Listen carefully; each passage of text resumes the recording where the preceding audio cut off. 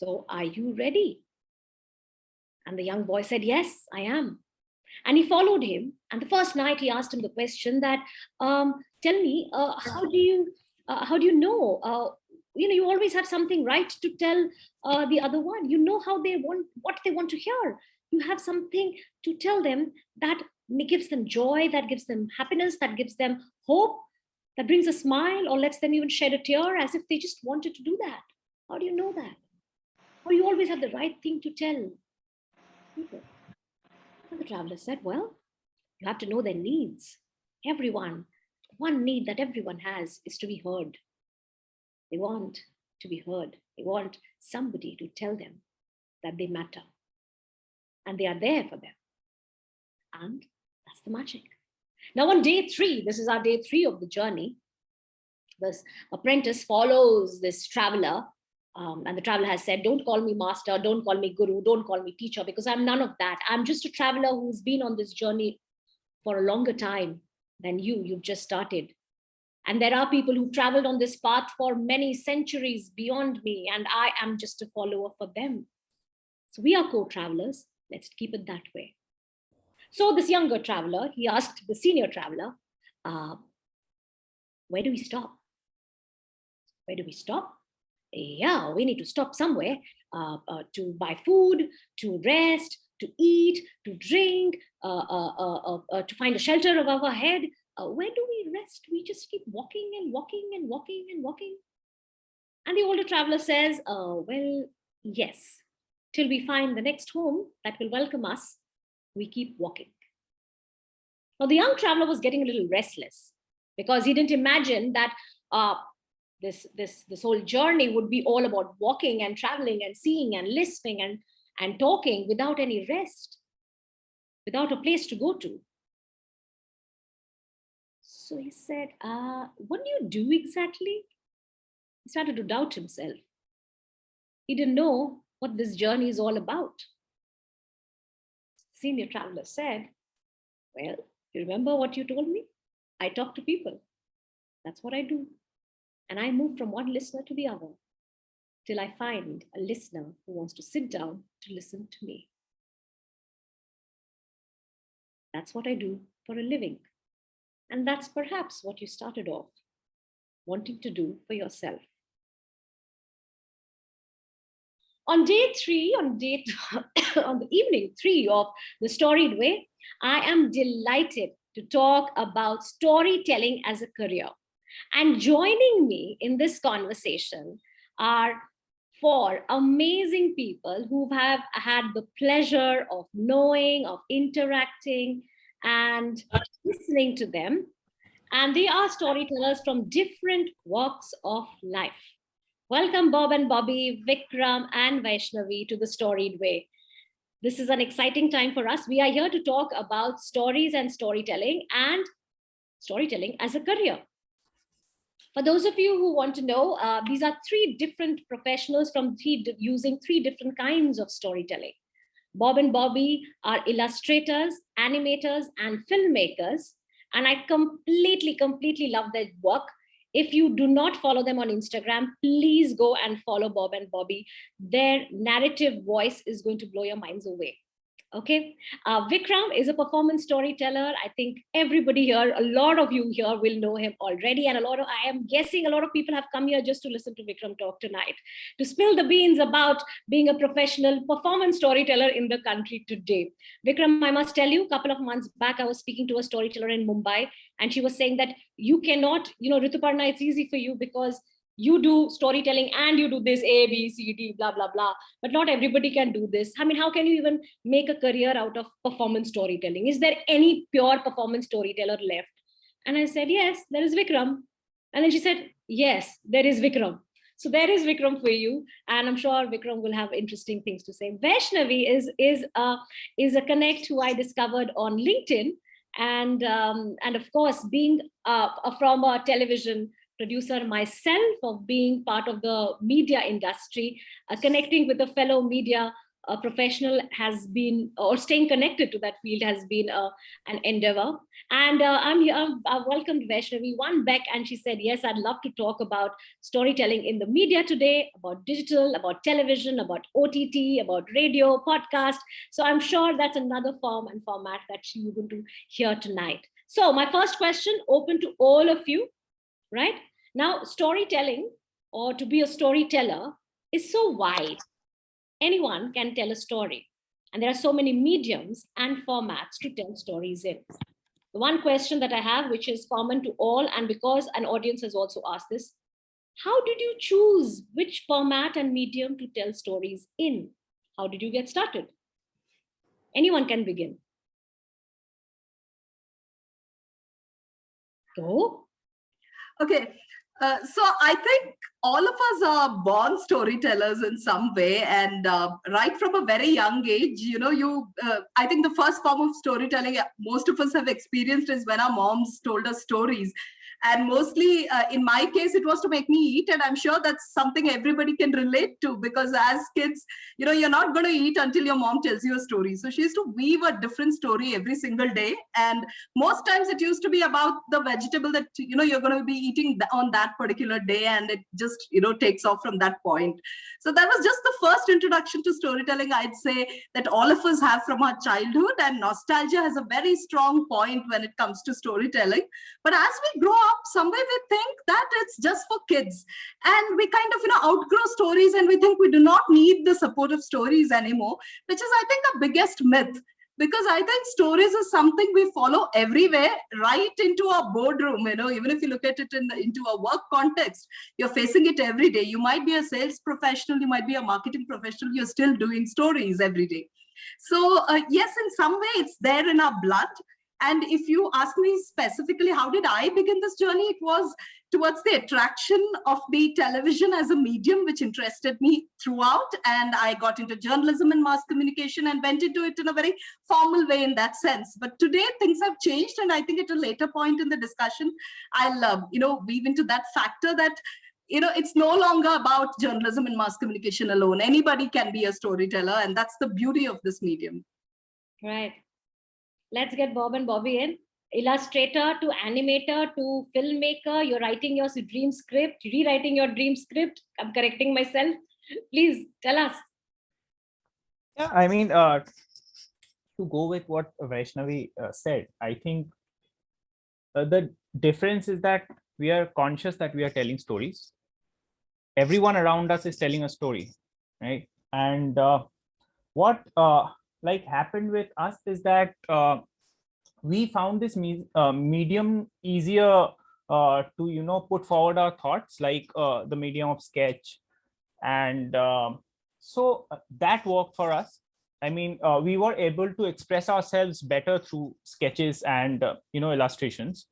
So yeah, I mean, and like we were into writing stories and little stories, comics since childhood, and getting into the digital space happened in our early 20s, because we found out that if your base is strong in pen and paper, and traditional, in the traditional medium, the digital thing kind of makes the process a lot faster, and you can explore more options. Like, you don't have to start from scratch. So that's how it happened for us. So yeah, I mean, given the fact that media is a big industry, movie business, TV business, entertainment is a huge industry in itself, and we're going to talk about storytelling roles more on that. Even if you were to talk about art, illustration, digital art, animation, that's again a big industry. But performance, Vikram, what happened? Yeah, so for me, I mean, I've crossed a little bit of Vaishnavi's world, a little bit of Bobby's world. So I do have a corporate background. So I was part of the marketing team of an IT company. So the word storytelling did exist in my vocabulary in a very different domain, where I've attended conferences across India, across the world. And then every time the word story, tell your story comes. But nothing touched my heart, because everybody is doing it for a purpose. And when the purpose is there, the word storytelling is, when marketing is generally, it's a purpose, and you need to have an agenda. For me, it touched my emotion more in the theater space. So long story short, we all do many things apart from our jobs to balance our emotional and spiritual life. And for me, apart from my corporate career, which I really loved, of course, I also used to balance it by doing theater and a lot of work with conservation and working with children. And sometimes the question is, yes, you do it, but how long can you keep doing things apart from your work? You get exhausted.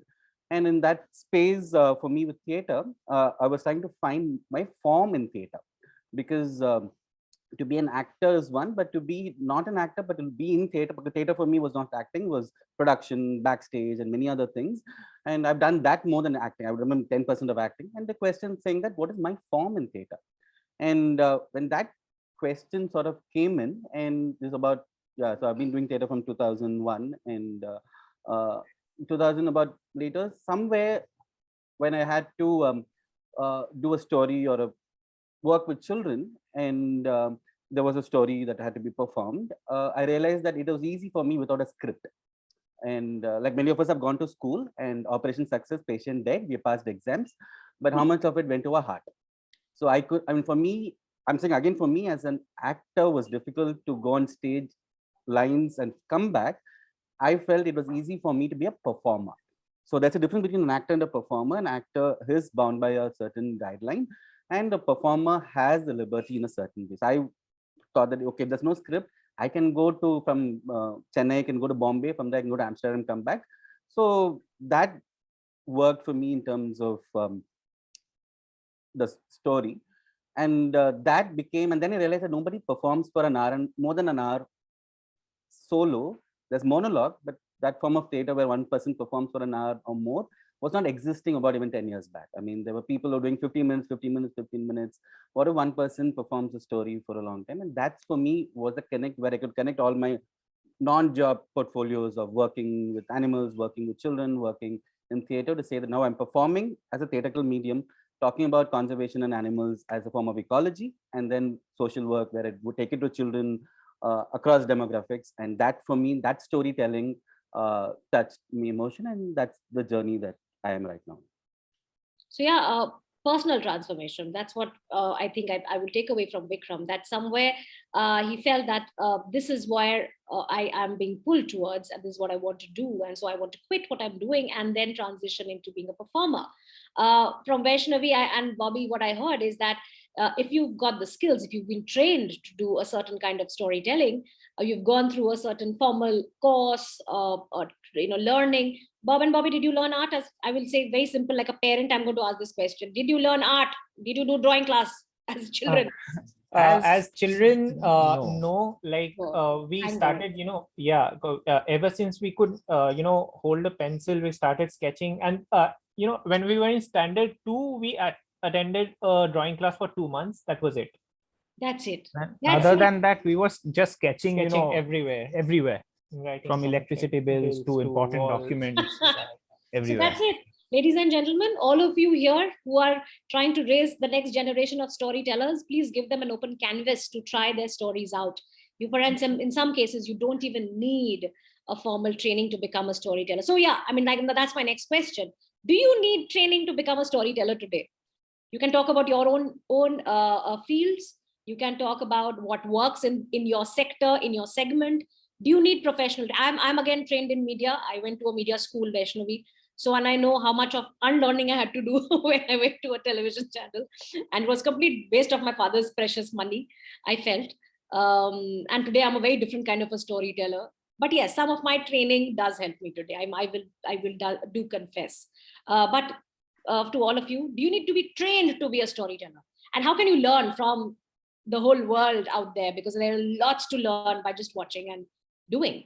Yes, I think in today's context, it's absolutely not necessary to go to any formal school. I know, I might be discouraging a lot of people from getting into, journalism and mass communication by doing so. But the basis is the more of real life experiences that you're going to bring into your storytelling, the better. And I'd like you to take a guess here. I mean, of course, you have been in television, so you would know. Do you know where did our maximum pitches come from for stories when I was in television? And what was the profile, do you think, of most of the producers who would walk in with a script? I would just like you to take a guess in terms of their profession. Anyone from the audience? Can you repeat the question? So I'm asking, while I was in a regional television channel, we used to get people coming in and pitching stories, right? So which is the profession, do you think, that most people came from when they came with their stories or pitches? Which profession did they come from? Lawyer. Engineers. Yes, I think someone got it bang on. Engineers. Who said engineers? Meher. Okay, Meher, I think you got it really spot on. And we find a lot of engineers, a lot of techies coming with it. And we're like, why the hell did you do science? Why didn't you do arts? I mean, that's your first reaction. And then it's like the traditional story of, we did engineering for our parents, and then now we want to pursue our passion.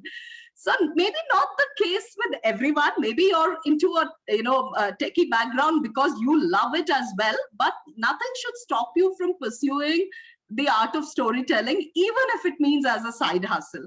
Because if you're a storyteller, it's like, there's something inside you that needs a vent out, and you cannot keep it hidden, for a longer time. So yes, there is no need for training, formal training. And you can pick it up from the world. Observation skills are really important, and you need to be a good listener. I think that's very evident from the story that Rituparna was sharing with us at the beginning too, that you need to be a great listener before you can be a great storyteller. I don't say that. Nobody needs training. I train storytellers. I should not say that. That's part of my bread and butter too. But and I was like it's going against the narrative that I want to tell people. But like I say, no, there's just this much that a storytelling course can teach you. There's a lot more out there in the world. The universe has greater learning. And tonight we do, through the Storied Way, we were having this conversation that we are bringing in people, experts in their field. They will share their stories. You will learn much more than any storytelling course can teach you anywhere in the world. Bob and Bobby, training important? Yeah, exactly what Vaishnavi said. I think we need to be good listeners to become good storytellers, right? And I think story has existed as probably the earliest forms of communications. If we take cave paintings into consideration. So what worked for us as well is that we don't talk a lot. We are kind of introverts, and we like to listen to a lot of things, and we just shut ourselves up and we listen to the countless stories that are happening around us. And I think there's always countless stories happening around you. You just need to calm down and listen to them, and tell them through your unique lens, right? And That itself is a training. yeah. And of course, To not take professional training is like, it would increase the trial and error process, but it would also, it is a learning. It's a part of the learning. So yeah, not necessarily what works. This is where I feel that a training can only give you some tips and tools. But what you will get by telling story or observing your world around you is a perspective. Because every storyteller has a very unique perspective, their way of looking at the world, their way of interpreting the world, or their way of communicating to the world that, hello, the story is important. And this question is specific for Bob and Bobby, because if you see their artwork, their satire, most importantly, that your satire is a commentary on the world, and that itself is your niche. The question that I have is, because every storyteller, it's competitive. There are other players. There have been better storytellers before you. There will be with you, beyond you, right? How do you create a niche for yourself? How do you break out of the clutter and say, this is what I'm good at? How do you identify it for yourself? And how do you communicate it to the world? Bob and Bobby, Vikram can answer. Both of you can answer this. Vikram, go ahead. I'll start with the previous question and move to this. So there is a sense of everything in all of us. There is a chef within us. There is an engineer within us. There is a doctor within us. There is a painter within us. There is a dancer within us. And as life moves on, we close many doors of it. But if you want to be on a journey, then you need a riyaz. You need a practice. And in that journey is where, if my riyaz needs to be coached, I go to a coach. If my riyaz needs to have a workshop, I go to a facilitator. If my riyaz needs, I need 100 people I need to watch as a performer or an artist. So my riyaz is my journey. And in that journey, I feed in with different forms of learning and coaching. Even engineering is a form of riyaz. And 4 years I concentrate on that. And that's when you get a degree, right? I mean, they don't give it simply like that. I mean, we've earned our degree. So in that way, so because there is, we can't say, I mean, I didn't go to school. I mean, I didn't go to a catering college, so you're not a chef. Of course, there's a chef within us. But if that is your identity, then you have. So for the question saying that if you need to be coached, if your riyaz needs that, if you personally think that you need somebody to coach you, go to a coach. Or you say, I can learn from many people. So that where I followed is I have 100, everybody is my guru. And there's always things to learn from everybody, because there's happening. A dancer sees the world in dance, a storyteller sees the world in stories. And that's the part. So that's would be where I come from. And from there to go to niche is to say that if somebody asks each one of us, who are you? We're going to pause. Are we our degrees? Are we our identities? Are we our Zoombox names? Are we our social media profile? At one point, we will pause for an answer. And that silence is our niche. And that niche is what we know people in the world that we look up to. That's the answer. Fantastic. What a profound way of answering that. Just pause, ask yourself, who are you? And if the first answer that comes to your head, don't take that. I recommend pause, think, reflect, and wait for that pregnant moment to come to your mind that this is who I am. Fantastic. For a storyteller today, do you need skills or do you need social media to market yourself? What do you say? A lot of people have asked this. Marketing is the big challenge. Skills, I would say. Skills. Do you need skills? What does the audience think? You need skills? I think both. You think both? Okay. Let's hear it from the panelists today. What do you need? Skills, or beyond skills, what are the other things that you need?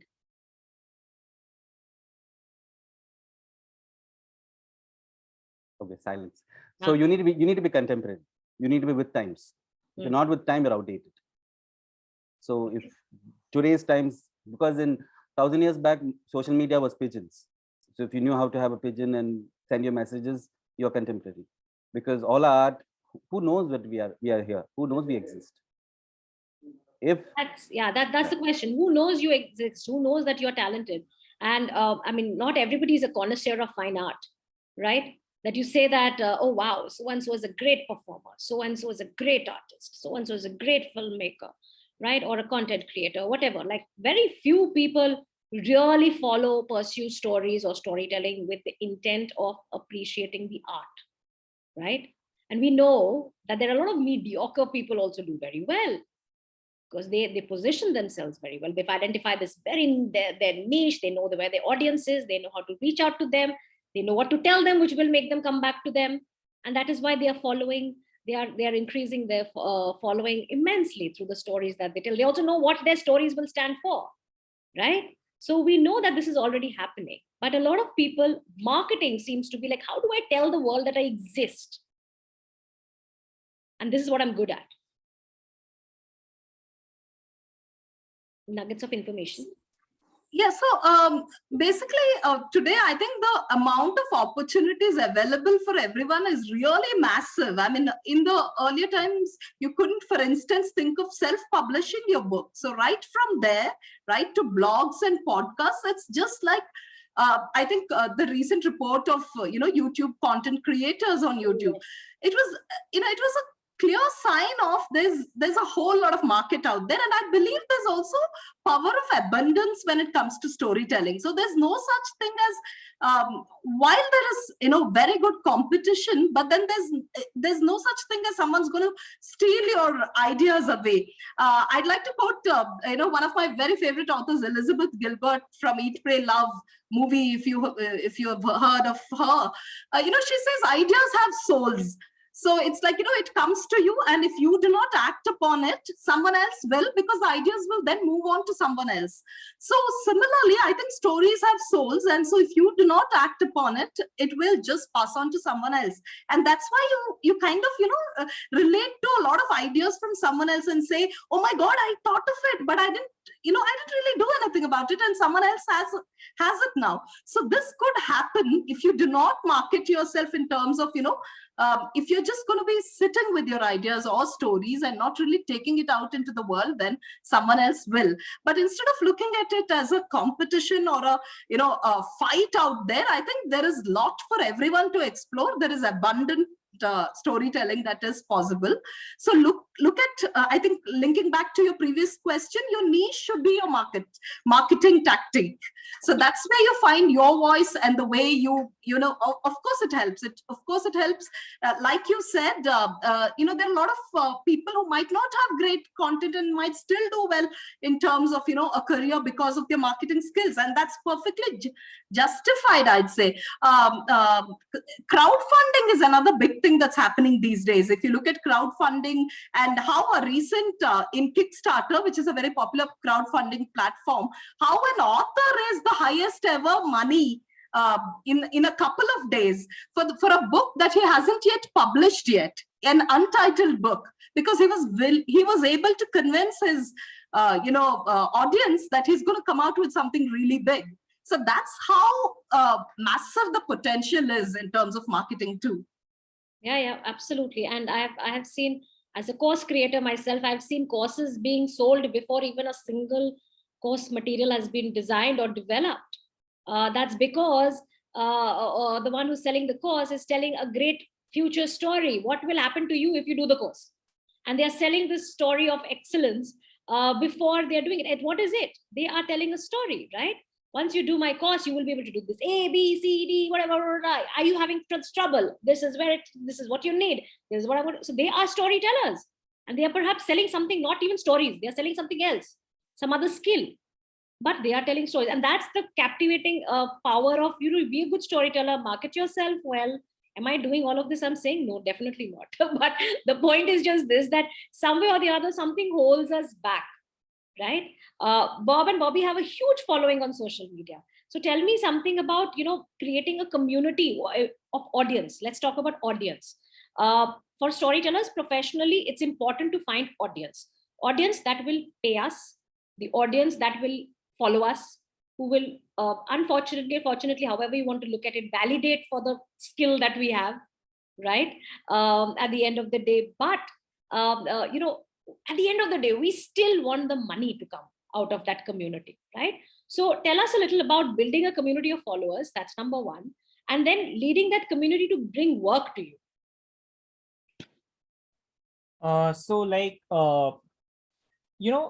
Everything starts with like an idea and followed by practice.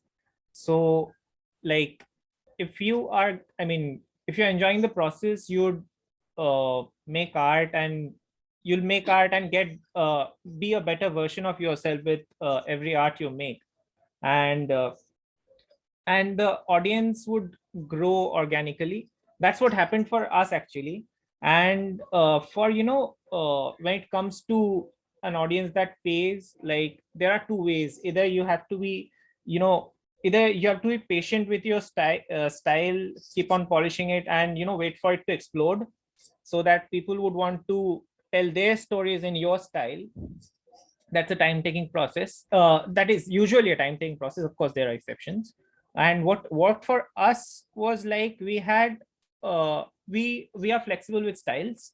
We didn't restrict ourselves to one particular styles, and so and whatever we like created, we saw to it that like the concepts were strong, for which maybe people thought that these two are creative, and they have multiple styles which we can choose from. So that's what worked for us. Yeah, and also like on growing an audience, what worked for us is that like whatever we created, they come from a very personal space, and like the emotions that we feel, be it be it joy or despair around whatever's happening around us, or our way of reacting to things, we put that out, and we kind of give a touch of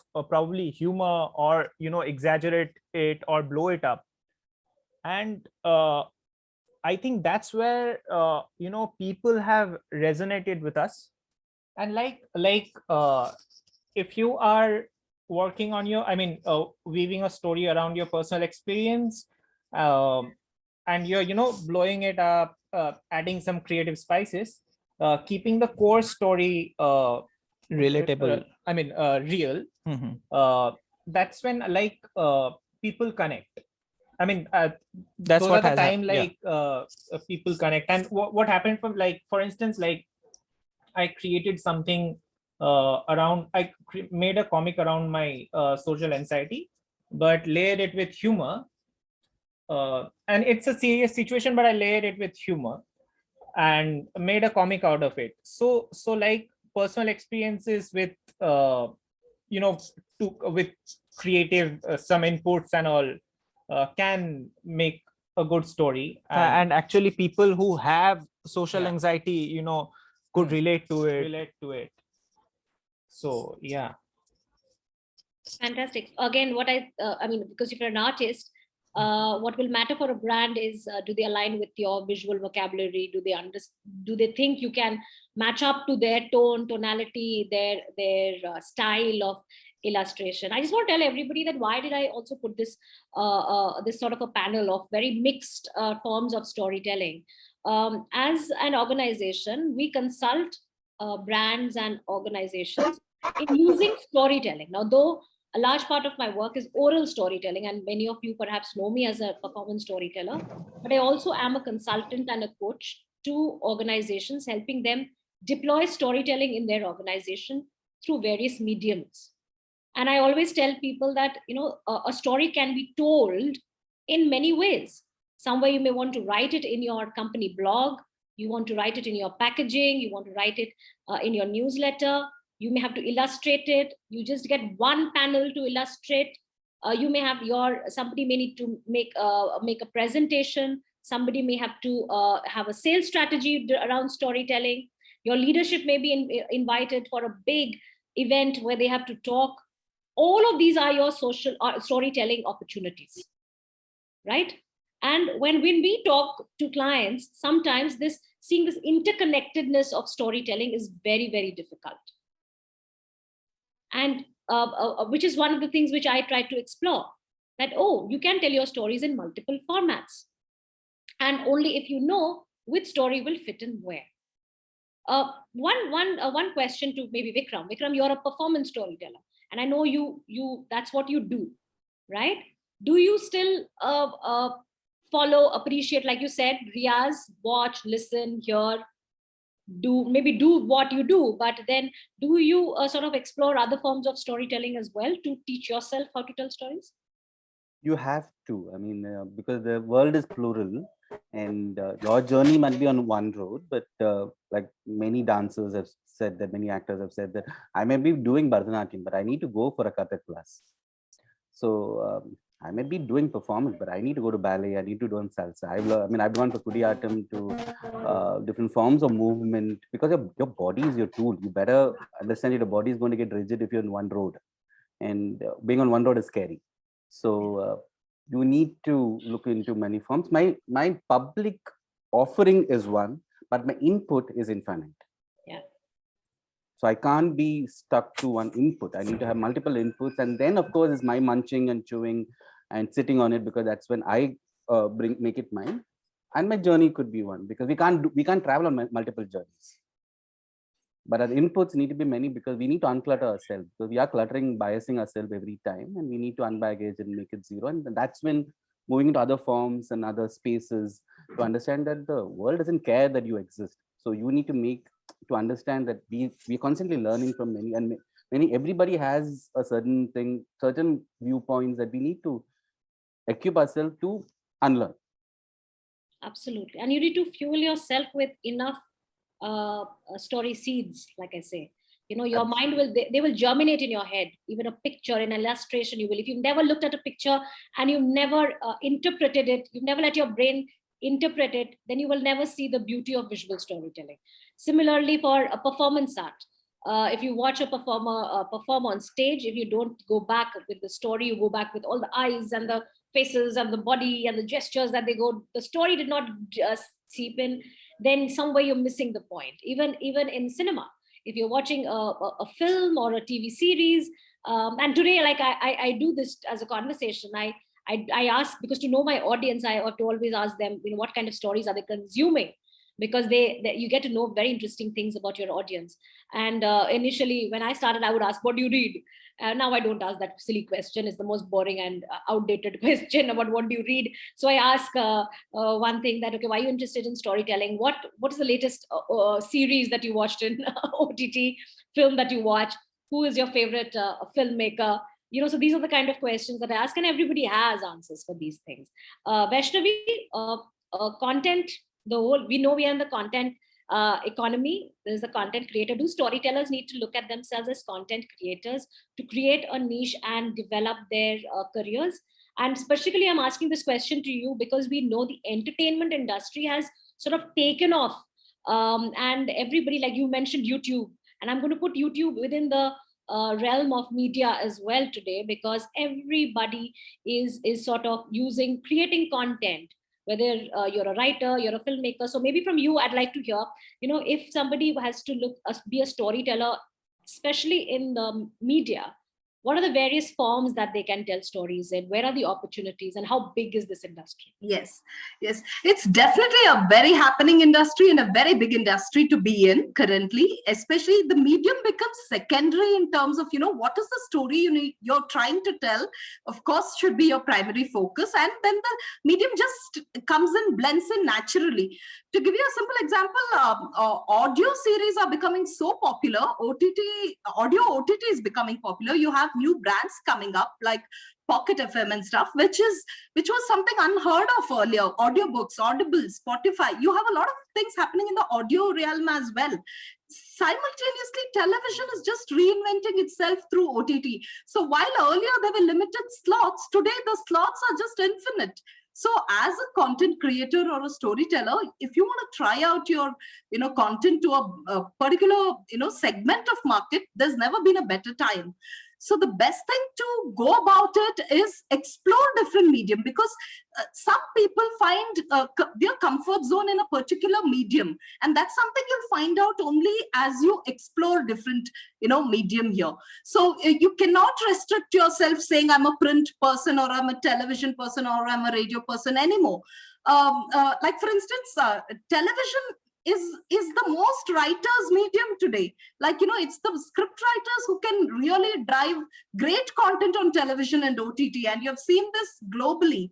So and it's not just about fiction. We often think if you're a writer, then you have to only write fiction, but non-fiction, your reality shows are nothing but storytelling. I think the video that's going viral from the last couple of days of this young boy running in Delhi, I mean, that's storytelling. That's storytelling at its best. If you can create that kind of an impact out of everyday thing, then the medium becomes secondary. Yes, explore all the medium. and see your comfort zone, but there is scope for every single one of them. So even if your writer is just one part of it, you can be a great director, you can be a great producer. There's a whole lot of back-end technician and crew that is required in all these media that we're talking about, and the scope is really massive. Okay, we know that the world is big, immense. For those of us who are thinking that this is as much I do, this is as much as I can do, this is as much I will do from here on, just trying to expand the boundaries. So let's ask the next most important question, which is, we know that we need to find a niche, we need to keep doing riyaz, keep sharing it with the world, take more inputs, grow your repertoire, find a perspective, develop your voice. But again, question, where does work come from? Do you have to go to the work, or does work come to you? Mikram, how do you find work every single day? You are going to see on social media. I remember you telling us something that every day you do 3 things. So what are those 3 things? Where do you find your work coming to you? If you're employed and have a job, sorted. But you've taken a path that you will lead your own, you will put your own gravel, you will put your own mud, you will put your own stone, then half the work is in digging the road. So to have the work is definitely in creating work, and which means 50% is creating work, and to understand that work is not going to come to you. So even the best artists have told me that who cares if I don't create work? The world is going to exist, right? So if you look at all of us here, if we don't do what we do, the world is not going to change. I mean, it's going to be the same. So nothing's going to change. But why we do what we do is because we believe it's important to us, and we believe that the world, somebody is listening. And when we put it out, somebody's impacted. That much we are all sure, which means that to say that work is not coming is the last thing to say. So which means it start creating work. And so which means half the time is to understand that insecurity leads to satisfaction in the end. But start with insecurity, saying that work is not existing and nobody's calling us.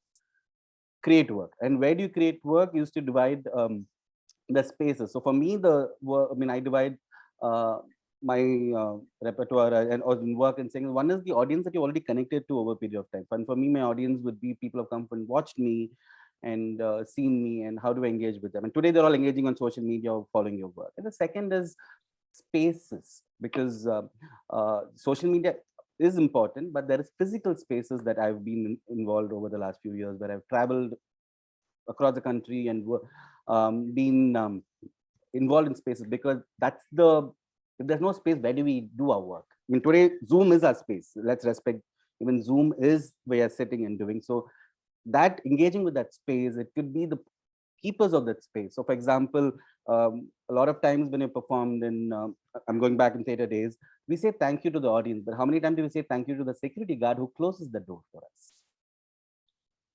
Trust me, that's extremely important to say that, because every human being is a part of our work creating, because we never know who's going to give us the next work. But if we can be our own self, that trigger. I remember, for example, when I was working, I take a lot of loo breaks because I love to sleep in office. So I have narcolepsy. Some of you definitely know that. I can just sit and sleep anytime, anywhere.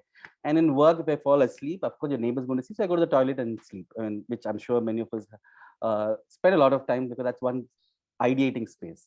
So once I was finishing and coming out, and then the lady who's doorkeeper, I every day smile and ask her, do you have your coffee and tea? But today she looked at me and said, do you have coffee, sir? In Canada, I said, yeah, no, I mean, why are you asking me? I mean, because we're all employees, right? No, sir, I saw you in the paper today.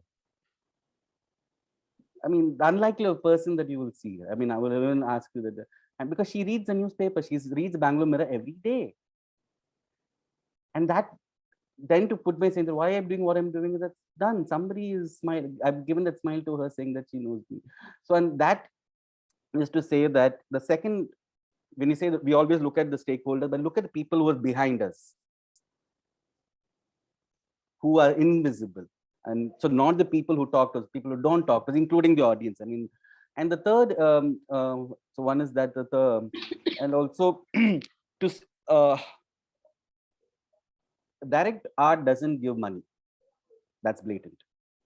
Applied art gives us work. So where am I applying it for my revenue stream? I repeat, If I'm going to perform, it'll give my limelight, it gives me my space. But the applied form of, so again, art and career are not different for me, it's the same. When it becomes art, it's your passion. When it is your job, it's a career. That's it. For an engineer, even a turbine engine is design and art, if they love it. For me, it was a job. For me, computers was a job. For somebody else, coding is art. So art, when it touches us, then we look at it, oh, passion. Everything in the world is art. It's just that I don't connect to it. I connect to it, I don't connect. When I connect to it, I find joy and emotion. If I don't connect to it, I need a shift. So what I'm trying to say is, find avenues where you're applying it, where it gives you joy. So I divide energies into 3 parts to say where does your money comes from: financial, spiritual, emotional. Financial is what if you're looking at it, and if you can find 3 different avenues, do that. If you find all the 3 in one, time will give you returns. Don't expect it in 1 week, 2 weeks. So invest again and again, and it will return. If you want to just financial return, then definitely we can be employed. Employment is the easiest way to get money. So I don't know if I answered the question to say that money will come, but there is other energies that we're all looking at, emotional and spiritual. If you're looking all that in one, it takes time. If you're looking at different things, money will come from a job. Get your other things in your passion. Don't look everything in one space and get everything in that one space. I think that's where I'm going wrong. I'm looking everything in one space. Unidirectional. I can't, because anyway I can't see very well, and I'm too tired to look everywhere else. Like no, I can only do one thing, and therefore I put all my bet on that. But I agree with Vikram completely. But you have to also plan. You have to plan and build systems that you can work towards a financial, let's say, I believe in the whole truth that storytelling should be sustainable. It should be sustainable. We can make it sustainable. You just have to work towards it. It's like running a business, and you are your own business, right? If you see, Vikram doesn't work under a label. He is a label himself. I work for your story bag, right? But I am me too. And I have my, let's say, duties, or my, let's say, responsibilities for your story bag. If I don't do it, I will not be able to pay myself a salary. But the point is just this, that at the end of the day, it's sustainability that we are all looking for. Bob and Bobby, how did you break the code of sustainability through your storytelling? Okay, but to be honest, like you need to do some bad works with good pay, and yeah, and what like but you need to see to it that you need to be honest about it. Like we have done some works that we are not very satisfied with, and we don't put it in our portfolio. Like and portfolio is an important thing for sustainability, and you need to put your best works there. And when you're starting out, one thing is important to know, that clients won't have time to go through your entire portfolio. So you need to make sure the best works make the final cut to your portfolio. And also, like your portfolio make sure your portfolio has a wide range of works. So those two things help, like having not having a clutter of like a lot of work, and having your best works with a wide range of styles. And Yeah, would you like to add anything? No, I think So having a portfolio is important, so that you can showcase people what have you done and how have you done. So a place for that to go. One question which we had from one of the applicants was, how do you negotiate this? Do this for us for visibility, do this for us one time, do this for us for sample. We are talking a lot about collaborations and partnerships. A lot of us will, I'm sure, like you just said, you do it for the money, but do you do it for the visibility today? No, I mean, another thing here, it's if it personally appeals to you, or you find a connect which is very personal, then it's okay, like, to compromise that space. Otherwise, I think it's a very, cutthroat world in that sense, and which is, ready to exploit you at the drop of a hat, which also happened with us. And with time, I think whenever you are starting out, you are bound to get exploited more or less. But I mean, as you grow, you will probably, be able to identify the red flags that you need to, see to avoid those confrontations. Vikram, what is your recipe? What gives you good sleep? So one is so there are 3 types of work. One is good money, great money. Money is extremely important. Even to pay my Uber and Olas, I need money. So if it gives me good money, yes, it's like how Bob and Bobby said, yes, it's a work that I don't connect with. But so there has to be either 3 energies. One is learning, emotional learning in terms of the audience, in terms of me, in terms of then what it does to a community, or money. If any of these 3 things are there, I would take care of the work. Because if I know that, okay, there's no money, but there's an impact that's happening, or a branding, like when branding is a great impact, is important. So one is definitely evaluate the proposal. Instead of saying, don't say no immediately because there's no money, because it might be a great learning and networking, because we all need network. For example, what if it's 10,000 people you're talking to, but there's no money? Of course, 10,000 is equal to at least some 500 likes in my social media. So you need to evaluate and pause. I mean, no is easy, but yes, because every opportunity is important. Because there's no opportunity, where will I exist? And you can choose what you stand for. Yeah. You can say that these are things that I stand for. This and negotiate. I mean, be open to negotiate, because I mean, you come with a skill and stand by the skill and say, this is what, even if you're paying me, can you increase? Sometimes they will do that. They do understand when you explain and understand it. So stand for it, because I think that's important. So a lot of people, a lot of people I think come from that background, and I've had this question asked to me several times, that you can ask a certain fee because you've been doing it for so long. I'm starting off, nobody knows me, they will not pay me. So do you, and we as an industry, and that was one of the things which I also started off when I was a fresher, and I said there are no industry standards.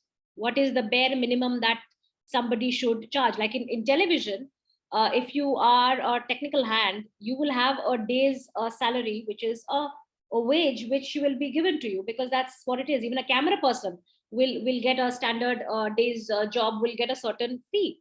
Unlike storytellers, unlike illustrators, number of pieces, style, layer of work, similarly, number of hours that we'll have to go, coming, going, cost of, let's say, not being present somewhere else, earning from another project, right?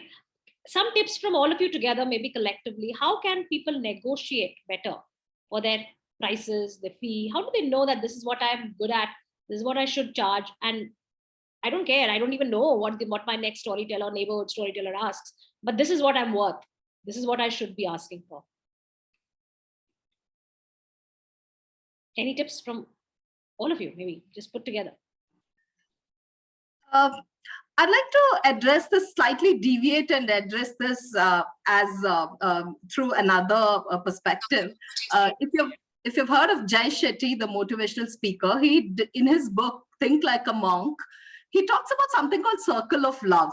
So this is basically applicable to relationships. What he says is, if you're, let's say you care a lot about one person and you do a lot of things for that person, but that person doesn't respond or reciprocate, he doesn't acknowledge whatever you've done to that person, but it'll come like karma. This is a circle of love, and it'll come through another person to you.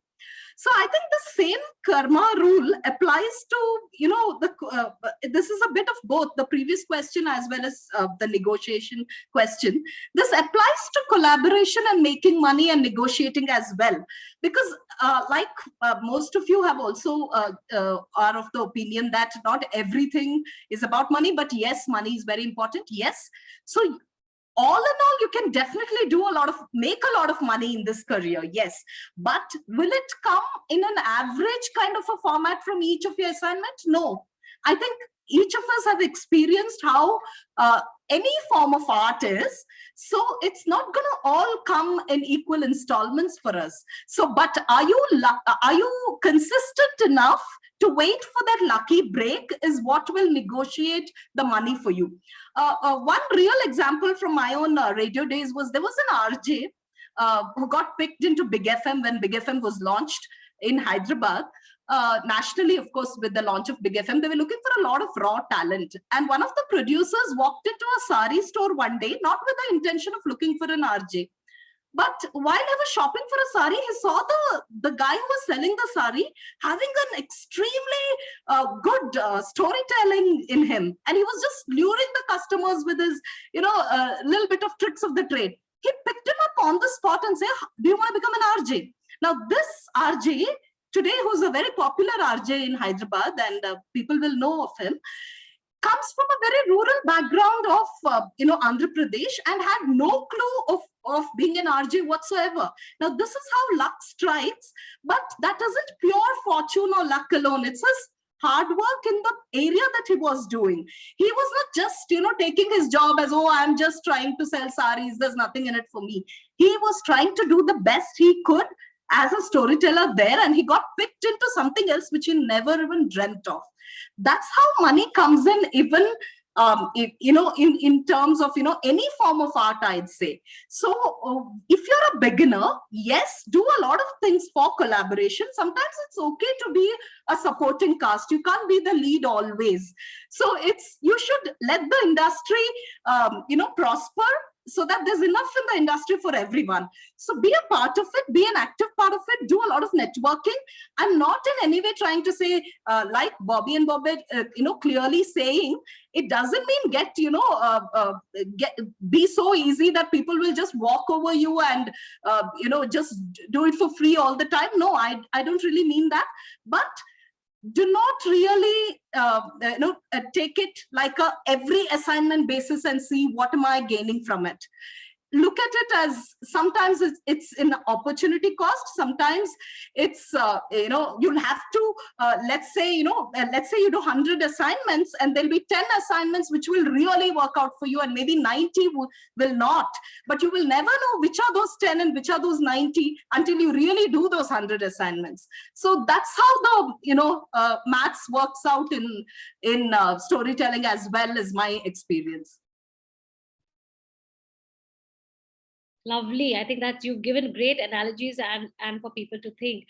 I can see Bob and Bobby smiling. Why were you smiling? Because you agree with what she's saying?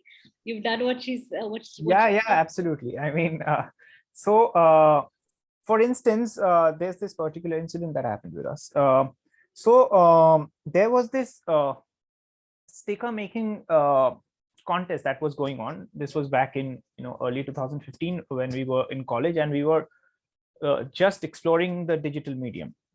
So, I mean, when we got to know of the contest, we were really excited, and we, with a lot of enthusiasm, we started off with that project, and we gave our blood and sweat for that, collection of stickers, and we made it, and we didn't qualify, and so we were kind of heartbroken. But that entire process, we learned a lot of things about the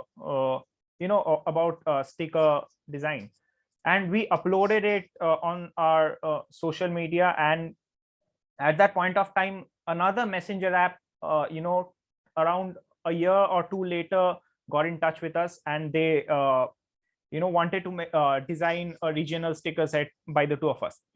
So I guess you learn from everything, every collaboration. Like I said, that of course you need to have that personal connect, because we have experienced this thing that there was this project where the client approached us, and we did not like the concept, but we were lured in with this will give you good exposure and all that. And whenever we would ask about money, the client would say, don't worry about the money. That's a red flag. I mean, you're in trouble if your client says that, at the first instance, if they are avoiding a conversation about money, we still went into it, and we were duped. And but of course we learned a lot of thing in that process, because the kind of illustration we were making for that was unique, and we had not made anything like that before. So we learned from it, of course. And also, like, it's advisable to do all kinds of work, but not in an empty stomach, because when we were doing a day job before getting permanently into freelancing, so we were doing like small freelance gigs that would pay us less, or sometimes won't pay us at all, but we had a day job to sustain ourselves. And also we enjoyed the projects, enjoyed the process, which is extremely important. And so we were doing it, and that's what created the base, created the steps for us for the later works that we got. So if you're doing 100 works, make sure that at least 10 of them pay something, or you're doing a different day job while you're doing this, or you can probably show it in the later stage that these are the works that I've done. So that's how it worked for us, actually. Also about works that give you good sleep, like Vikram. Absolutely important. And even if it doesn't, at least you should be happy not sleeping that day doing that work, maybe. Sleep is extremely important for being creative and remaining creative. And word of caution that sometimes, or rather confession time, that sometimes I call this extracurricular activity of doing great work which tugs at your heart. You feel you should be doing it, spending time doing it because it deserves to be done. Sometimes that extracurricular activity, like in school days, it would take you away from your real work, which is to study, which is to perhaps first, like a friend would say that, I think that one advice which we ignore every time we get up on an aeroplane is that, when there's a difference in air pressure, the mask will fall. First, put it on yourself, then help others. So extracurricular activity becomes that you're putting masks on everybody, and then you forget that you're now gasping for breath because you're running on very thin wire, and you don't know how will you pay your bills next month. So I have made a conscious decision to cut down on my extracurricular activities, like I call them, to just focus a little bit on, hello, I need enough to keep my bills running. And as I don't go pillar to post doing the work which tugs at my heart, they will always tug at my heart, right? But I have to learn to balance, to keep that balance. Vikram, how have you managed to balance everything, your emotional, spiritual part of your work and the sustainability? And is there a tip that you would like to give others? Don't start with the financial return in mind, because I think finance, if you have already a source, please stick on to the source till you're able to find a financial sustainability in what is a pet project. So there are three types of, I'm calling, for me, storytelling is an art. So there are artists who are born in families of art who do that all their life. Second is people who study art. Third is people who move after a certain career point in a shift. I belong to the third because my parents come from a business family, and they didn't even go to school. They're 6th standard Tamil medium. So from there to where it is, it's extremely cautious, because shifting, and it's very fashionable to say, I just moved out and did this. But you need to sustain it over time. What is 10 years? I don't want to fall the steps. I want to grow the steps.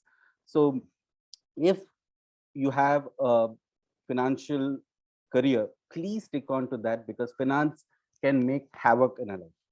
So till you find, so for me, till 2017, till I was able, I still don't make as much as, of course, what I used to make, but I know that I get other, for example, when I travel, I don't have to pay for my stay. I don't go on vacation. For me, every time I go into villages or spaces where I perform, I stay for a week there. I go to schools and this thing. So till it gives you a revenue that you put in mind, don't do that full time. Have multiple careers, and it's okay to have multiple careers. For me, it became one. I'm extremely lucky to say that for me, all three came together in storytelling. If it is three for some, please do three. Have multiple careers, because if financial shakes, we will shake. So until it became like 50% of what I used to earn, that is when I took a decision saying that if I don't surrender, I'll never be able to do this for the rest of my life. So, and I surrendered when I was able to make the next 1 year at least 50%. And then today, you will change your lifestyle accordingly, because of course it can't be the same lifestyle. So there will be certain changes, and that changes takes time, because your body takes time. And every time your body takes time, your people around you will take time, your own health will take time. So anything that compromises my mental, physical health, go slow. It's okay not to do that. And sometimes if it's not working, it's okay. I mean, it's we said that, oh, I need to make my passion work. Maybe for some, this passion might not be the money making model. It can be just a passion. Leave it as a passion. So what I'm trying to say in short is, for me, it worked financially. I was able to create a model out of it. And that's when I shifted. And today I don't do different things. I don't go on vacation, because every time for me, everything is today the same. I will the journey. And if it's 3 things for you, please do the 3 things to fill your cup. Getting it one from one, no, I mean, it's not for everybody, but you do 5 things. When I say 5 things, I mean, financial, yes, different things, but finance shakes, family will shake. I completely agree. I have seen storytellers, brilliant storytellers, great potential, who've had to leave their love for storytelling to pursue another career because they had to pay the bills, and they look at it very regretfully, and because it hurt them so much that they don't tell stories anymore. And that I think is the saddest part about their life, that they don't have the time to tell stories anymore, or the kind of stories that they would like to tell. They don't have that. We have an entire evening where we're going to talk about storytelling as an enterprise. How do you build an enterprise model? How do you create a financial model around what you do, how you do, so that you can communicate it with find your customer, how do you grow it as a business. We will have that. But right now, I'd like to stop my own questions, and I would take over the questions that I have from the audience. People who've registered, they've sent some brilliant questions. So let me ask some of them. Okay. This is a question maybe for Bob and Bobby. A multimedia designer from Kolkata asks, how to make storytelling more appealing? How do you tell people that this is what I do? Go ahead. Yeah. So again, I'll say what worked for us is that it has to be personal, and even if that story is happening in your house. I have seen a lot of people, I think including ourselves, when we were in college, making just emulating or just copying another artist, not the style. I'll say people making anime, manga exactly like the way it is. So see, 95% of all art is derived. Only 5% is probably original. So you take inspirations, but it's very important to tell your story. So that's how your story hasn't been told by anyone else. So that's what worked for us. And I think it's extremely necessary that we find our own voice there. This is a question maybe for everybody, anyone who can take this. Do you approach organizations with your work, or do they find you? Who do you write to in an organization that this is who I am, this is what I do, I can do this for you? Do you need to tell them what you've done, or do you need to tell them what you want to do for them? How do you approach people for work? Okay, so if there's a pitch that you would like to make to a particular organization, the first thing I think you need to do your homework on is, what is that organization looking at in terms of, what is the new work they're looking out for? So study a bit of their model, study a bit of what are they in the game for, and pitch it in terms of relevance to them. Because, you might have a great project, but if your timing isn't perfect to what the organization wants, then it's a direct no right from the word go. Second, build some kind of an indispensability factor around it, in the sense, something that only you can give it to that particular project. This is very important, because once you take an idea to a particular channel or an organization, it's no longer going to be, of course, there are confidentiality clauses and everything, but tomorrow anyone can say, I thought of it too, and just pick your idea without actually realizing they're doing it. And this happens, to all of us very naturally too, because there are a lot of people thinking on similar lines, right? So unless you have some indispensability attached to it, in the sense, you are the source. Let's say you've done such good research around your story that you have the sources of this story with you, and they are already on board with you. And then you approach an organization, then the organization will find the strength in giving this particular project to you. So yes, there's nothing wrong in approaching organizations with your work, and no organization will come scouting for you unless you really need to get lucky for them to scout for you. You have to go out there. But when you go out there, do your homework, do a lot of research, and know whom to write to. Changes again. There's no one single formula here for every organization. You need to know who the decision maker is. Doesn't always mean you write to the CEO straight away, because then there are a lot of steps involved in any particular pitch and how they, approve it. So find out who's the right person who will have the time and energy to listen to you. So it will be somewhere, not necessarily in a senior management role alone, because a lot of people think, well, let's just write directly to the CEO, and the CEO might not even have a look at your pitch if it's, if you're just somebody who's writing in, because they're going to be receiving so many other pitches too. So yes, that's my bottom line on it. Do your homework. Fantastic. There's a specific question for you, Vaishnavi, which is, in media, do you see AI getting into storytelling? Yes, most definitely. And this is where, interestingly, nobody's going to lose their jobs because of this. So if we learn to evolve, AI is not going to replace our jobs, because I think abroad, the experiment is already on, where apparently some organizations look at in the newsroom, the regular stories are done by AI, so that the main journalists can focus on perspective stories and things that really matter. So yes, AI is going to be part of storytelling. So just like, you have these days, even, for that matter, even singing, anyone can sing because there is auto-tune and stuff like that. So we cannot resist AI and say, oh, we're going to lose our job, so let's shut out and, try to, push AI away. No, we just need to learn to evolve with it.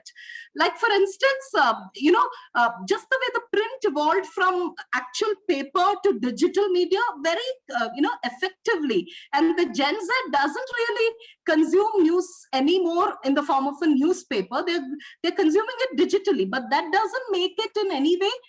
News doesn't become, obsolete just because it's not being consumed on paper. So similarly, AI is going to stay. AI is the future, which will affect every other area of our lives, just like it will affect storytelling too. But there is always a human element, and they will always require a human element to bring in that perspective.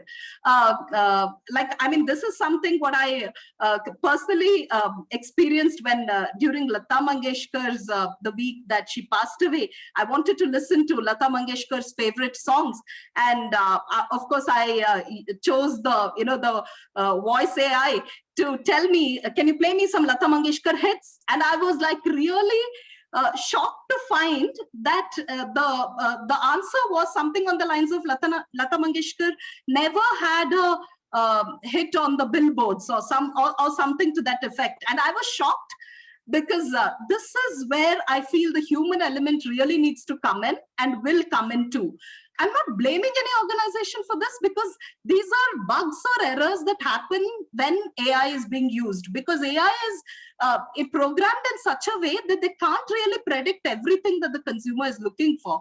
But unless, for instance, in this particular case, if there's a human element there, a person who is sitting and thinking, oh, a lot of them would want to listen to Lataji's songs this week. So what would be the search criteria? That is where the human element comes in. So it's very important to keep your perspective and human element alive, even in times of AI. But live with it, take advantage of AI, and let's move together with AI than going, against it. I must add a little anecdote here myself, because I can't help but get into a story while something like this is happening. So quite a few years back, I think it was 16 or maybe 17, I got a call from this one organization which was making a IoT, like an Internet of Things toy. Okay, so it was designed like a little monster, a cutish monster, and this cutish monster is supposed to be looking after children while the parents are busy at work. and this is of course much before pre-COVID. And the makers felt that this little cutish monster should tell stories. So they were looking for children's storytellers, and they came to me saying that, would you like record stories and give it to us, because then this kid is going to ask this kid, the monster, that can you tell me a story about rabbit? And so when the child is asking for a rabbit story, we should have a rabbit story. The AI is going to automatically play your rabbit story. And I said, okay, which age group is this for? So I said, this is like toddlers to let's say children up till the age of 6. And at that point of time, I said, I'm sorry, but I disagree. Children at the age of 6 should not be listening to stories from a AI read bot. I did not take that project up because I felt ethically wrong. I didn't want my voice to stand that would have been a paid project. People would have paid me for a cute little rabbit story, a 3-minute story perhaps. But I said, no, I don't want to do it because I don't think this is the most appropriate way to listen to a story at the moment. Cut to COVID. And we all know that how we are sort of scrambling to find work and scrambling to make sure that there is, we are also talking about using digital to transition. I started a podcast during the time of COVID. But, at the end of the day, that ethical decision that you take to leave a child alone with a toy to respond and, talk to that toy, and that toy responding back with a story felt too alienating for me. I still stand by that. I would still not do it today, even today. Though I have a podcast, and I'm assuming that the podcast is going to be run by the parent. I've had lots of parents calling me and writing to me saying that it's great for drives, because that's when they play it during the car ride. So I'm assuming it's going to be a family event and not left to the child to talk and talk back to. So somewhere, why did I share this story is because it connected with the AI-led question. But I think your ethics of where and how you tell stories, for money or without money, is something that you have to very strongly identify in your head. Yeah. Okay. That's it. That's all I have questions for myself. Audience here who are listening live, you have questions for our panelists. I know you've been listening patiently. I'm sure. I wonder if I've asked everything that was in your head and your heart. But if you feel, please come on, unmute yourself, show yourself. I'm playing that little video in the opening which says, please keep your cameras on. Nobody wants to keep the cameras on. Come on. And half this room is filled with storytellers. Everybody likes to be seen and heard. Come on. Yes, thank you so much. You have questions for our panelists? Yes, Meher. Okay. Meher had a very interesting question. Maybe I'll ask this to Vikram and Bob and Bobby. Both. They say that, okay, should storytellers create a brand name for themselves? Like Rituparna has created your story bag, so it's a different entity. Or should it be only Rituparna, like your personal brand? What do you recommend and why? That's Meher's question. I would look at it as, from a very marketing space, to look at it as, are you creating an enterprise, are you creating an individual? So both have the positives in it. An enterprise has a longer journey, has a larger space to fill, whereas an individual might reach smaller but a higher impact. So that's the difference. Enterprise is larger, medium impact in terms of, because you don't know the audience. The individual is in that way smaller audience, but knows everybody at every point of time. So you choose where you want to be there. So I did start I think I would have been one of the first to even start a Facebook page in 2012 for storytelling. And then I realized that who's following it? I mean, because then you realize that what are the audience coming for, and what are you building? And you need to be clear. I did have a theater group also. I still have a theater group. So then you realize that what is the audience coming for, and then your product.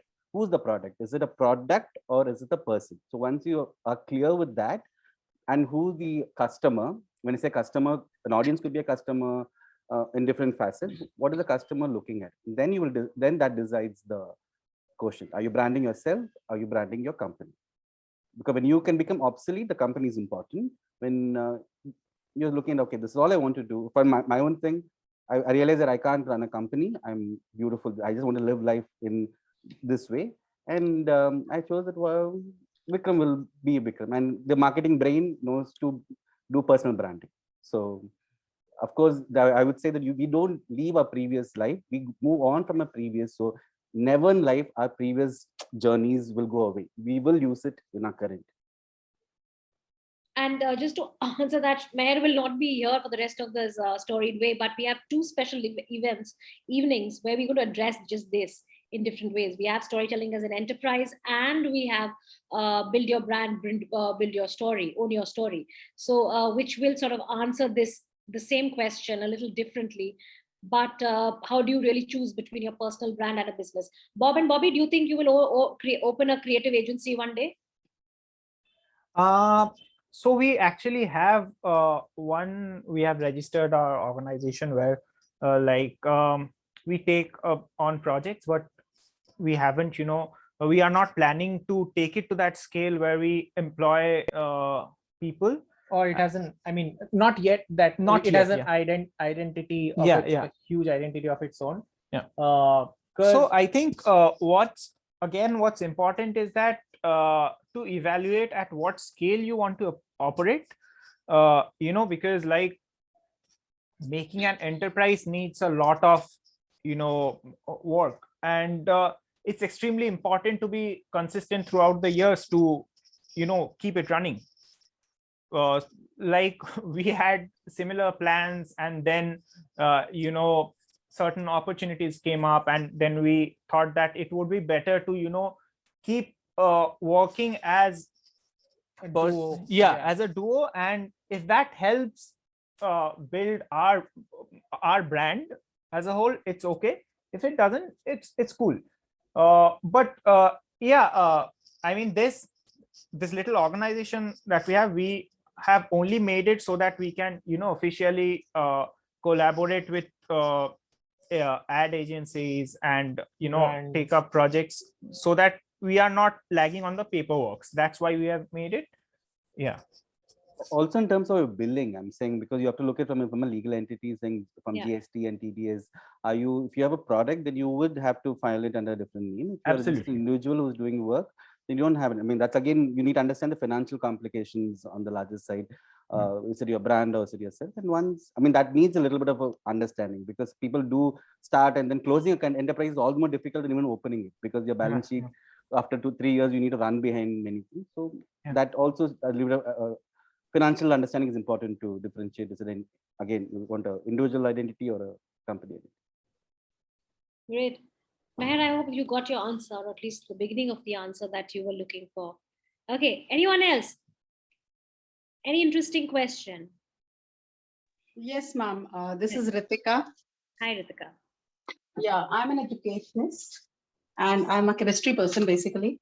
And I have started with storytelling with my podcast called Chemistry Stories, where my children love hearing stories from chemistry. So I keep framing stories, and it's a hit. And I am actually working in this direction, bringing stories to the classroom to make the content more easy. So a few tips from the panelists, if they can help me out in that. Podcast, a very specific format of storytelling. So, Vaishnavi. Yeah, Ritika, I think that's a very interesting idea to have chemistry lessons taught through stories. I think it's absolutely interesting. And I think kids, one important factor, I mean, you might already have heard of this, is kids love reiteration. So you don't really have to tell them a whole lot of new stories. They love stories told repetitively. So you just have to bring in a new element to it and still have certain things. It's like jingles. So you keep coming back to that popular line over and over again with very little words, very few words and a lot of repetitions. So that works brilliantly because it's for children.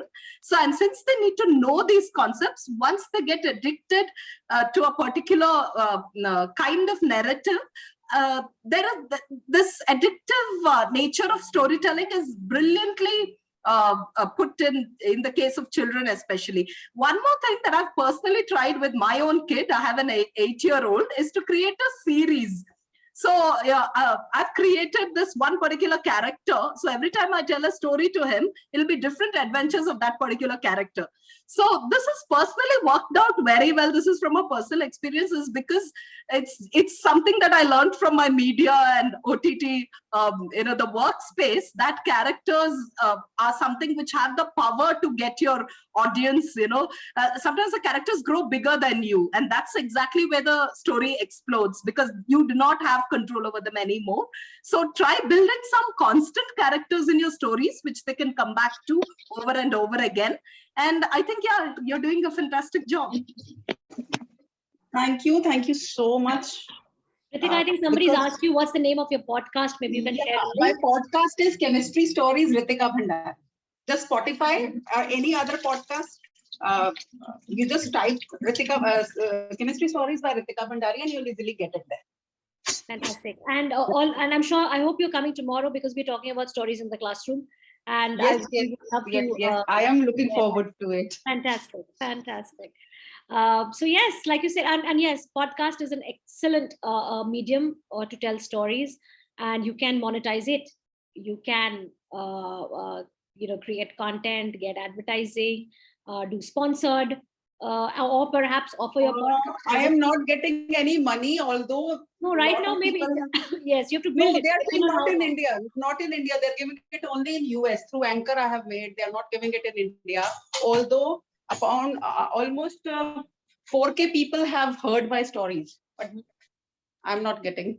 No, not yet, but you will. If you can just be smart about it, you can market your podcast to earn money. Just to add one point there, Ritika, have you tried approaching schools with your project? Because I think B2B is something which we do not see often in the space. We almost always think of only our audience directly, but also think about organizations who will benefit from your podcast. So explore schools if you haven't already.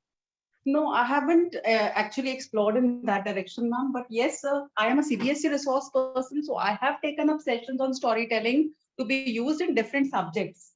And to be very honest, after doing a research, I could actually understand that even math can be taught with stories. So yes, and frankly speaking, when I train teachers, like in my session, there are 500, 600 teachers at a time. When as a CBSE resource person, I'm taking up, believe me, they are so happy because they think it's only for languages, and I want to break the barrier that it is not only for languages, it is for science and mathematics too. So yes, I really get connected with them. Yes, that's tomorrow's topic for us, where we will talk about stories in the classroom and where and how do we integrate it. So last and final call, any other question? Yes, Ruchi. So my question is that as a beginner storyteller, or when you are still exploring the field and you've got some trainings and you're really into it and you're still exploring, how do you figure out that niche that that should a storyteller be, yes, it is important to have a niche. How does that discovery take place? How long does it generally take for that discovery to take place? And also, as Vikram said, that working on one road can be very tiring and monotonous.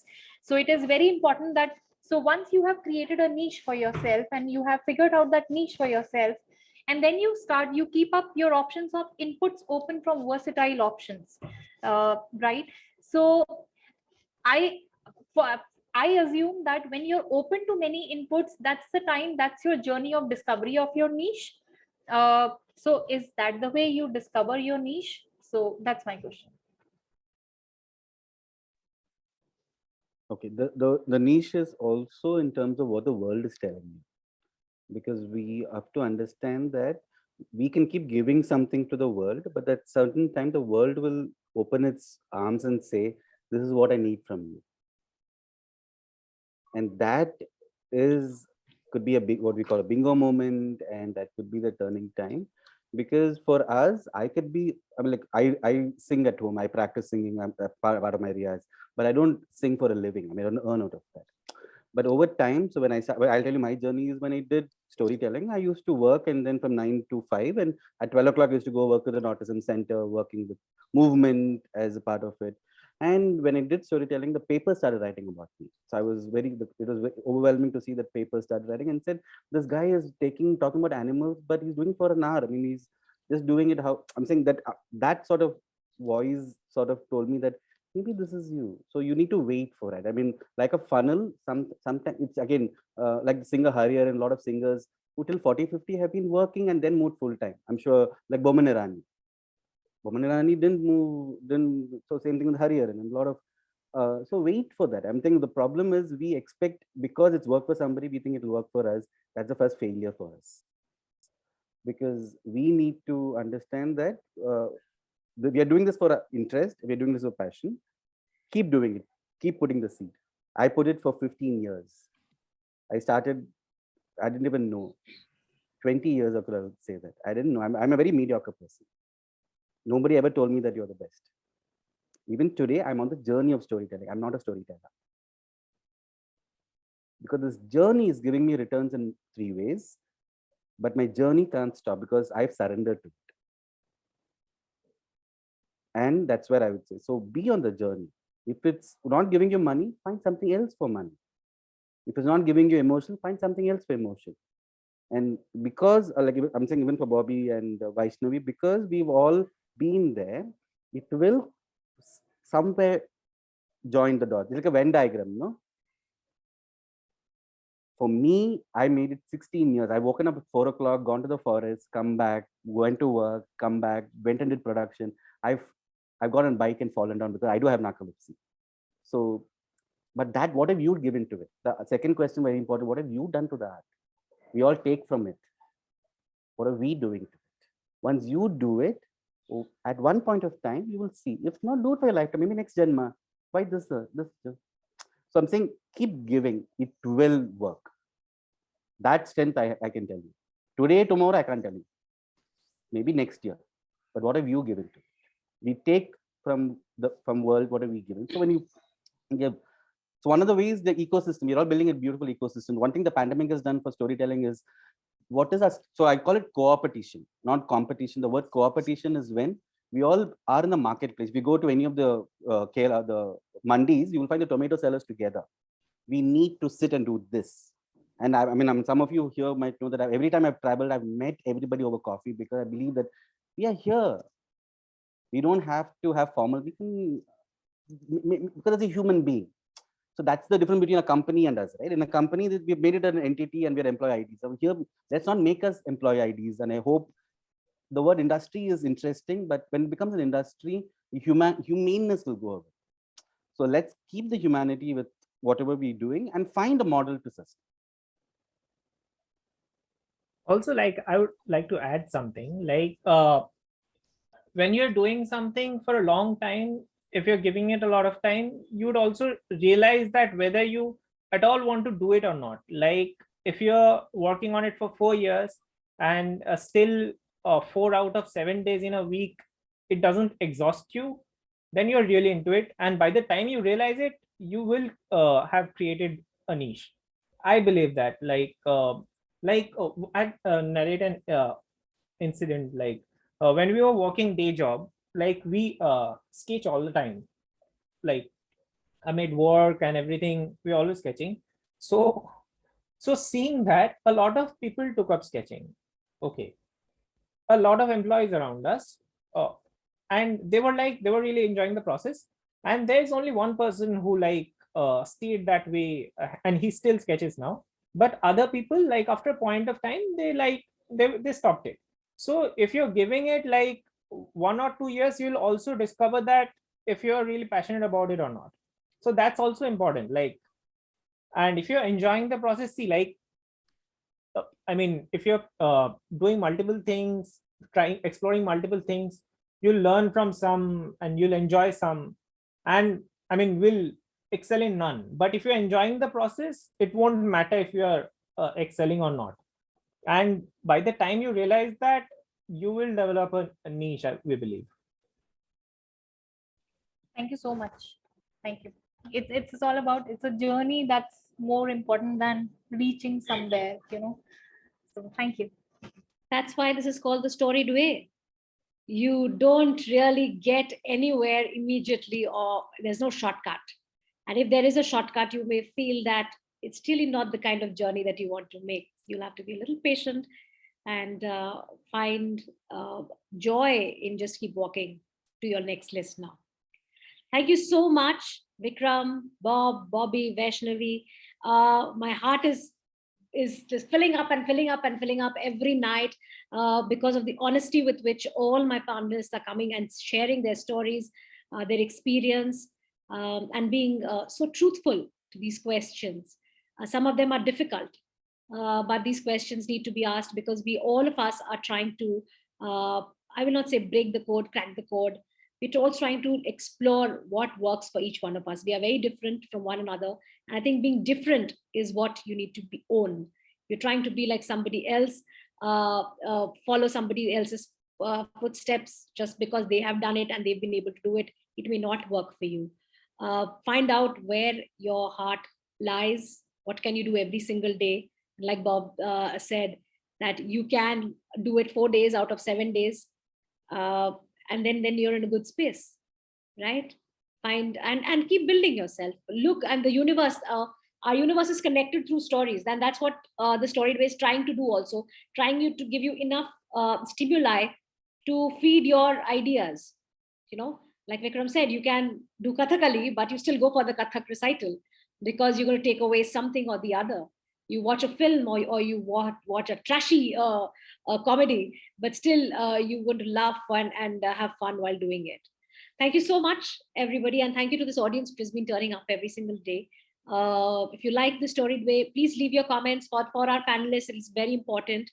Any tips for me, any feedback for me, if you want me to, I'm trying to get as many of your questions through our in our evenings. So, but if beyond that, if you have any other questions that you think we can answer, please write to us and tell your friends about the Storied Way if you liked it. Let's have more people come and listen and talk and share stories. Thank you. Thank you, Rituparna. I think, it was amazing to be here. And thank you, Bobby and Bob and Vikram as well. I think enjoyed it. And all of you, I think the audience here, all the storytellers here, I'm sure over the past few days have benefited a lot from the, all the sessions that you've been having. And good luck to your story back too. Thank you. And like Vikram said, no, your story bag is not a very commercial place. It's not, I will not tell you to enroll for my course yet. But the point is just that I'm trying to create a space, an ecosystem where we, like Vikram said, come together and just talk, because we do need to talk. We grow when we talk. You live in our own little box, we will die lonely. It's a very lonely job. Not everybody is lucky as Bob and Bobby. They are like two brothers, partners in crime. They've decided they're going to work together. And they will only work together. You can't hire one and not the other. Price for two. I mean, that's a great strategy. I wish we could all do that. Vikram, I think I should work with you. Will you take me as a partner? Right? So find somebody to collaborate with. Don't compete. I think that's the space that we should all build together. And yes, adding on to even AI, saying as much as technology is, I come from a tech world also. So technology is increasing this side. The humanness need will also increase on the other side. So there is work for tech, there is work for human, because today I think there are workshops for how to sit together and watch each other's eyes. Yeah. So believe that the current times is important and the humanness will also sustain. So both is important. So we can't say, no, I don't like technology. We have to embrace the current and be with that. So both will give us work. Yeah. I redesigned my website. Yeah. I started even combing my hair sometimes because thanks to Zoom. Yeah, so you need to adapt. This is somebody who's extremely. We think somebody told me that I asked the person saying, "Why are you even coming on webinars? Because your form is like this." I said, if you're not current, you can be a politician, you can be a motivational speaker. You have to understand that if you're not current, you're not there. So please, I mean, to embrace technology, and technology doesn't mean even social media. It means those days it was like I said, pigeon. Even meeting people was social media those days. So it'll keep evolving. And like, for example, Orkut we started with. Who's on Orkut today? Yeah. All right. On that note, thank you so much, everybody, and see you tomorrow again. I can see raised hands. People who are on Orkut, I think they're still raising their hands. Orkut is not there anymore. Thank you, Ritu. Thank you. Thank you. Thank you so much, everyone. Thank you, everybody. Such a pleasure. Thank you. Great discussion. Thank you. Thank you, everyone. Thank you. Thank you. Thank you, Bob Bobby. Thank you, Vikram. Thank you, Vaishnavi. Thank you. This is a little, we went over again today. Oh God. But a great conversation. Did you enjoy yourself? Yes, yes, it Absolutely, was really fun. absolutely. Maybe the last session you'll take it for 3 hours. Oh my God. No. I'll die. Oh. I'm trying to control myself from coughing. So I think that's quite a challenge for me. Till I hope I last the week. Thank you so much, everybody. Good night. Thank you. Good night. See ya. Love you. Bye. See you. Yeah.